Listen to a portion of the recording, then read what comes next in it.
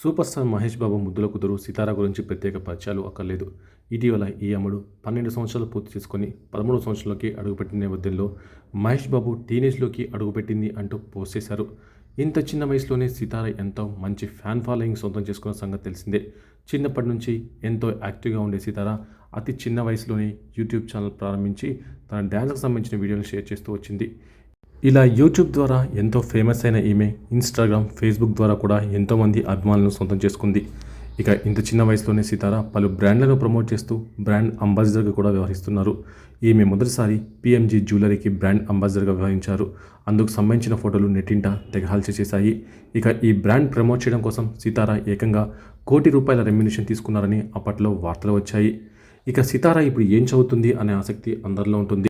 ప్రస్తుతం సితార 7వ తరగతి చదువుతున్నట్టు తెలుస్తుండగా ఆమె చదువులోనూ యాక్టివ్గా ఉంటుందని అంటున్నారు.